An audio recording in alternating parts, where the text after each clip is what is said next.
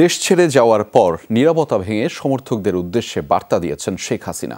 এমন খবর প্রকাশ করেছে বিভিন্ন ভারতীয় গণমাধ্যম। বলা হয়, ক্ষমতাচ্যুতির জন্য সরাসরি মার্কিন যুক্তরাষ্ট্রকে দায়ী করেছেন তিনি। যুক্তরাষ্ট্রের হাতে সেন্ট মার্টিন দ্বীপ ও বঙ্গোপসাগরের নিয়ন্ত্রণ তুলে দিলে শেখ হাসিনা ক্ষমতায় থাকতে পারতেন বলে উল্লেখ করেছেন। শেখ হাসিনা দেশ ছেড়েছেন আরও রক্তপাত ও মৃত্যু না চাওয়ায় শিগগিরই দেশে ফিরবেন বলেও ওই বার্তায় জানিয়েছেন আওয়ামী লীগ সভাপতি।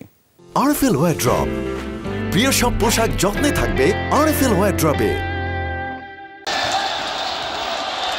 ৫ আগস্ট ছাত্র জনতার অভ্যুত্থান। পদত্যাগ করে হেলিকপ্টারে ভারত পালিয়ে যান শেখ হাসিনা। এরপর থেকেই লোকচক্ষুর আড়ালে তিনি। ছেলে সজীব ওয়াজেদ জয় দফায় দফায় বিভিন্ন সংবাদ মাধ্যমে সাক্ষাৎকার দিলেও একেবারেই চুপ শেখ হাসিনা। বিভিন্ন ভারতীয় গণমাধ্যমের খবরে বলা হয়, প্রায় এক সপ্তাহ পর নীরবতা ভেঙে সমর্থকদের উদ্দেশ্যে বার্তা দিয়েছেন শেখ হাসিনা। দাবি করেছেন, সেন্ট মার্টিন ও বঙ্গোপসাগরের নিয়ন্ত্রণ ওয়াশিংটনের হাতে তুলে না দেওয়ার কারণেই তিনি পদত্যাগ করতে বাধ্য হয়েছেন। অন্তর্বর্তী সরকারকে বিদেশি শক্তি দ্বারা ব্যবহৃত না হতে সতর্ক করেন তিনি।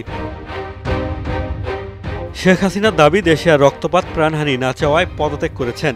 ছাত্র সমাজকে তিনি রাজাকার বলেননি, বিকৃত করা হয়েছে তার বক্তব্য। আবারও দেশে ফিরে আসার কথা জানান আওয়ামী লীগ সভাপতি। আওয়ামী লীগের নেতাকর্মীদের আহ্বান জানান মনোবল না হারাতে।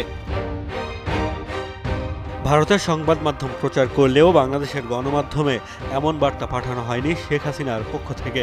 দ্য প্রিন্ট লিখেছে, আগামী সপ্তাহে তার ভারতীয় গণমাধ্যমের মুখোমুখি হবার সম্ভাবনা রয়েছে। মোস্তফা মাহমুদ, যমুনা নিউজ।